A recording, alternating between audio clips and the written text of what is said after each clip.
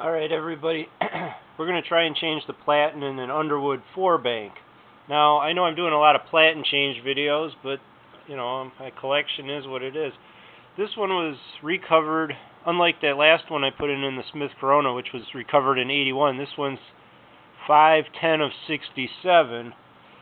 But with an Underwood, you've got some goofy stuff. See how that end is wide open here? We have to change over this whole assembly to this. So because it's tricky, I'm going to just do this video, and hopefully you guys will learn something about an Underwood platen from this. If you didn't already know, I mean. So to remove the platen, you're going to have a couple of separate components to the platen. It's not one whole long rod. On this right hand side, take this screw out, because we're going to need that for the new platen. We'll just put that over here for the moment. This is going to be a short little rod like that, okay? That's part of, that's the right hand side. That's oily.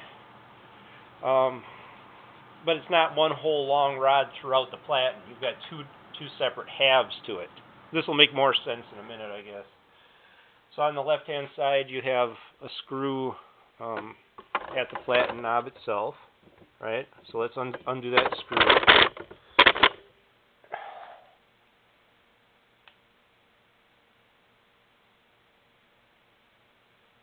I'm thinking I can slide the rod. You don't have to take that one out, but I'm just doing it for the camera here. Well, I guess I would have to, because I got to put it on the new platen. Okay, so now we're going to pull this rod out with the platen. Let me get my hand in here. Be very careful there. Okay. So what I want to do is, see this clip here on the end of the platen? That's going to have some components held in the platen. This is where it's going to get kind of funky, so just pay attention here, I guess. I'm not going to push this rod into the platen, and you'll see why. You'll see why. We got to unwrap this new one, I guess, though, before I can do anything.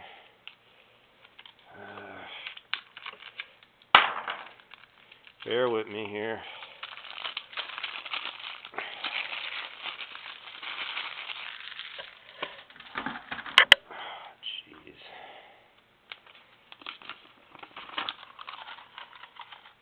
Okay.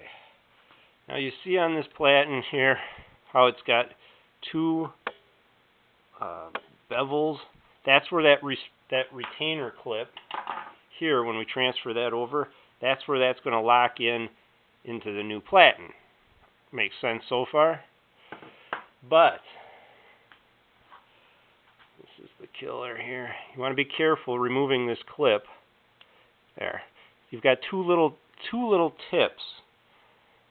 I wish I had more light. Okay. You don't want to bend those clips. You want to do it so that you keep them on there. So finesse it out. Now, this is it. Ready? This whole part.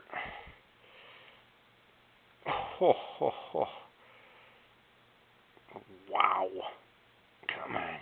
It is going to be gummy. I never had it out of this one, so I gotta grab that with a rag so I don't tear my fingers apart. There we go. Now, here you've got this whole assembly. Now, this assembly's got two loose collar pieces. Okay. Oh man, that rod started walking.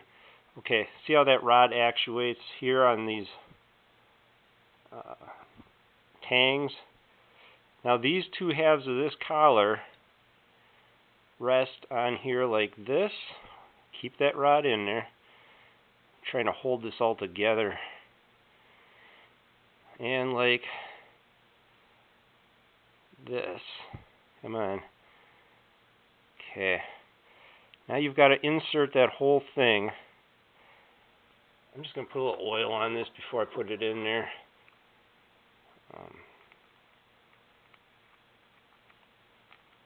Okay. don't want to be too oily or nothing either, but now you got to fit that whole assembly into the new plat. Yeah, this is the new platen. What is this white on here? Paper. And keep it together. And now you got to go into this pocket here. This is the part that, there we go. Come on. Well, what is your major malfunction here? There we go. Now that it's in there, that groove will hold. There's a bottom groove on that assembly, if you saw it. That's where this clip holds that whole thing together. So you get one end in, bring the other one over, there, and it locks in. There. So that's how that goes. Okay, new assemblies in, or well, old assemblies in the new platen. Yes, I have oily fingers, but I'll clean that when I'm done. Now we can put this part back in the machine. So you take, keeping that tip, and let's see here. Oh boy. I want to get something to move the carriage. Advance over a little. Come on. There we go. Now we bring that down.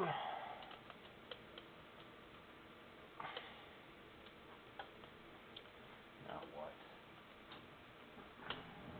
There we go.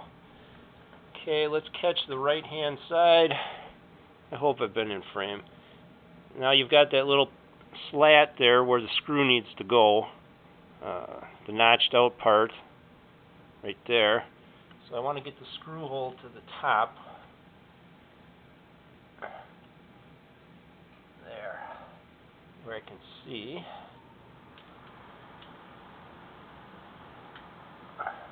Okay, that's my flat spot. Now I'm going to put this screw in.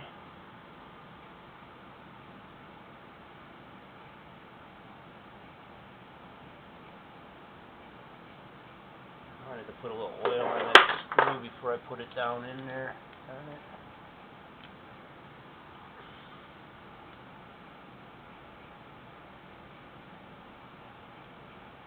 Put the screw in.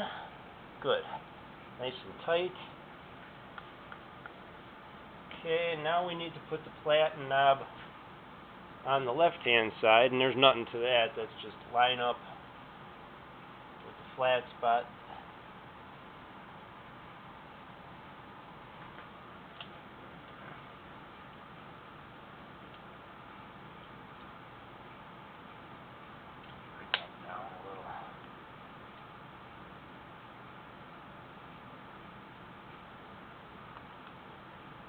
Should be good. And there we have a new platen. So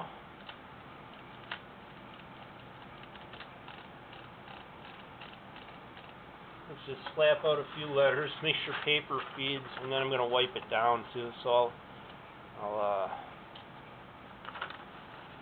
that there. Paper up, down.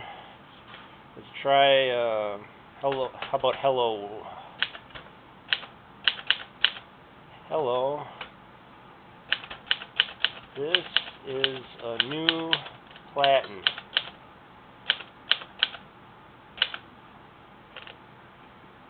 Platinol. For some reason I typed an L after an N. Okay, well. Yeah, not too bad. We'll just wipe this platen down since I got it out. I got these woven exfoliating rounds here. They got one side's better than the other. I've been trying them out. I use my rubber roller cleaner rejuvenator. Let's see. When Ames recovers these platens and puts them in that plastic, sometimes there's a powder. You just want to clean it. If it's a new platen, you just want to clean it. Or if it's an old platen, you want to clean it. I want to get this white gummy stuff right here.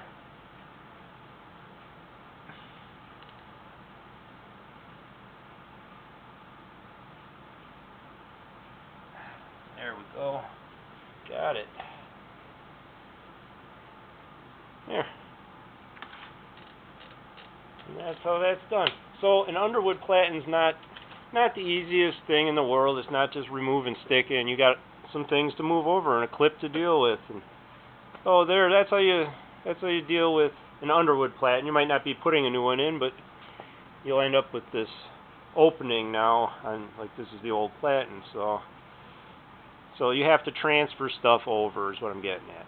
Have a good day, everybody.